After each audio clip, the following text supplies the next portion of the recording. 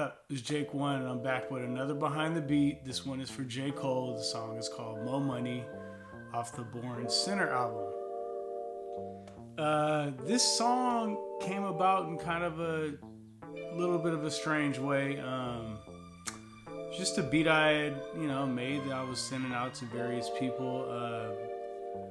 It was actually made kind of not really finished. I just faded the beat up. It was like only played for like a minute, kind of an interlude kind of thing.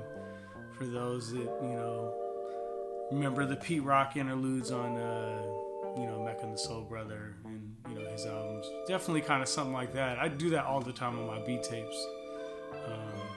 Just because maybe I didn't feel like finishing the beat, or maybe I just didn't want to hear it anymore. So, the first person who had this beat was actually Drake. So Drake picked it first. I think he did something to it. I never actually heard it, so I can't really say.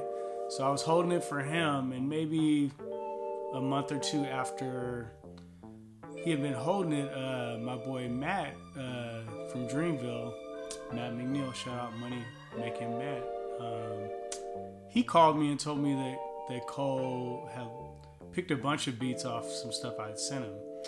So I ended up connecting with Cole, and he ended up recording to, I don't know, it was maybe 3 or 4 different beats. I know one of them was 3 Wishes that came out on the Truly Yours mixtape.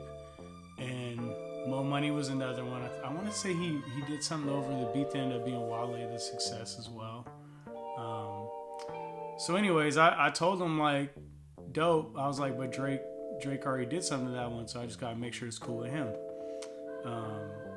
So, I don't remember how many months passed or whatever. Eventually, I asked Drake about it, and he was like, man, just let him have it. So, I always thought that was really dope, because a lot of rappers, even if they're not necessarily going to use a beat, they will try to hold on to it forever and stop the producer's money. And Drake really was just like, nah, get your money, it's good. Another funny thing about this one is a lot of times I will name beats just randomly after stuff, and then the artist will use the title in their song. And this one, the beat wasn't actually called Mo Money, but the folder of beats in like the album on iTunes was called Mo Money. And I don't know, it was like Mo Money 7 or something. So it was those 10, 11 beats. And I had named it Mo Money after my daughter Momo. She was maybe like 1 year old, and I was thinking I gotta make some money to take care of her. One day I'll tell her that story, and maybe she will care or not. The album obviously ended up being a big success. I think it's double platinum, maybe more. So yeah, it was cool to be a part of that one. And as another person, I ended up on their second album. I think that's happened a bunch of times for me. I'll never get on somebody's first album, but when they get hot, I'll jump on the second one. So yeah, with this one, I started off with this synth thing that I had played, I think on like the SH1, and I'm not sure what other keyboard I was using at that time. I did this beat in, I think, 2012, so I don't remember all the details, but it was just something where I was kind of just playing something in a scale with all mono synths, with a lot of glide, and I was really trying to get them to match up and sound like some Tomita shit. That's where I was really going for.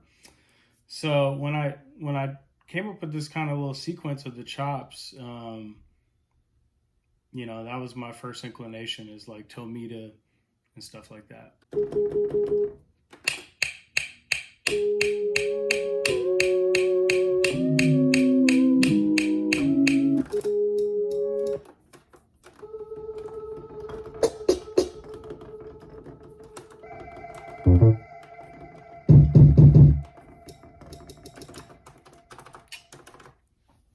So yeah, I have this little chop right here of the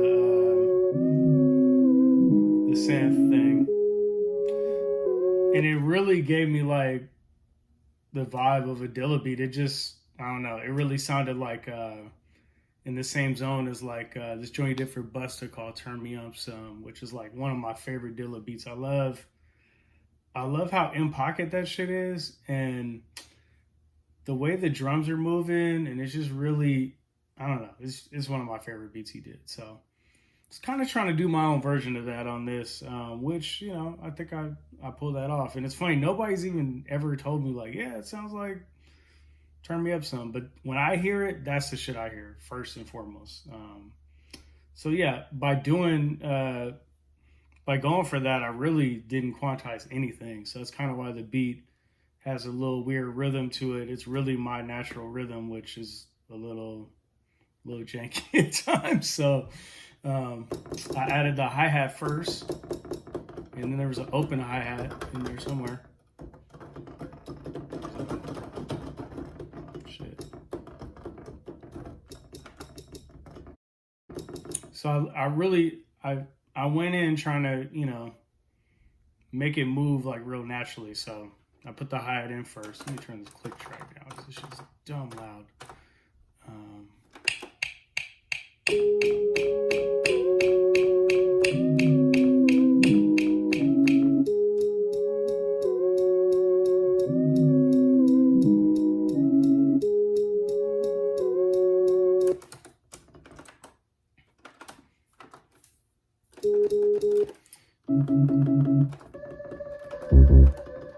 Then I put this hi-hat in there, this open hi-hat. This is another sound that's in Snare Jordan 1, maybe? I don't know. These drums are definitely on one of the Snare Jordans. I think it's one or two.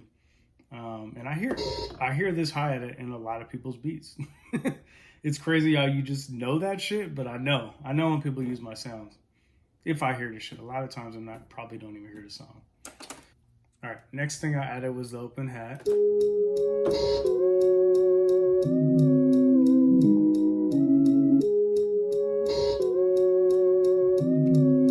And then I went to the kick and snare, and what I did that was a little unique on this was, I definitely had that like kind of ghost kick that, doesn't, finds its way so it sounds more natural, so I can get that off. And then I also put this other kind of backwards version of it.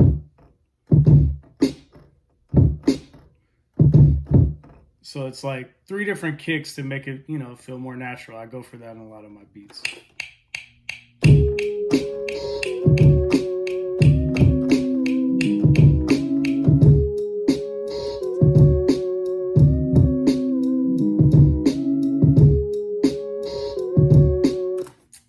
So yeah, we got the kick, the snare, the hi-hat, the open hi, and the synth part. And really there's only 2 other parts of the beat. There's an 808 I put in here.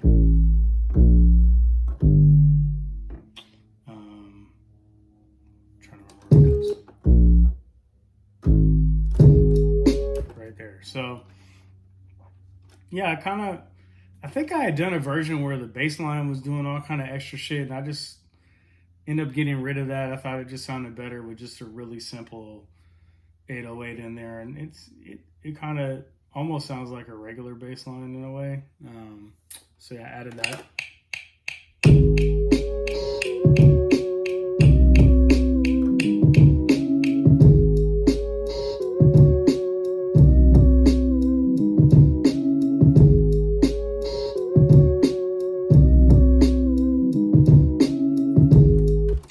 So the other sound that's in this beat is this, I don't even know exactly where I got this from. It's just like a really short sound that I looped and just made into a continuous sound. I don't think it's a vocal. I think it's a synth. And just kind of put it in there. It's kind of just some background noise. That was like a Dilla characteristic in a lot of his beats. He always had like really faint shit that just kind of sauced a little extra just besides whatever the normal basic part of the beat was. And I definitely took that from him in a lot of ways, where I like putting little sprinkles in there like that you don't realize they're not there until you take them out the beat. So yeah, I added that.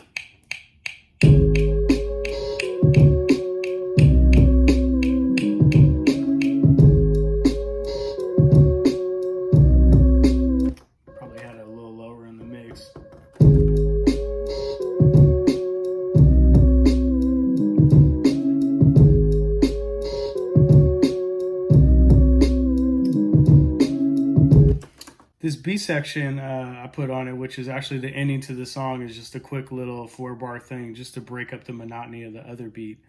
At that time, I was kind of just doing beats all in the ASR. So I'd usually only make a couple sequences, and I always wanted to have that other sequence to go to make, you excited to want to hear the other part again. So this is what it was.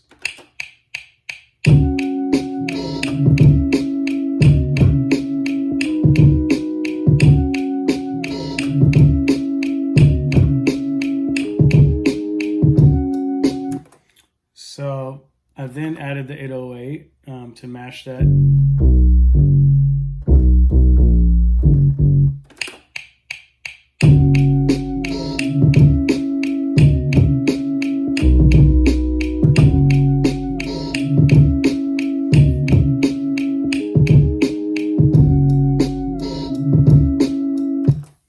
So basically together, I play the main sequence.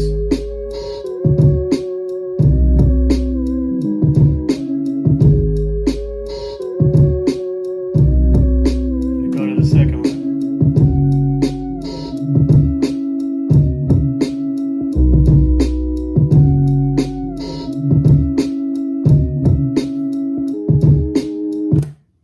And there you have it. There it is. Peace.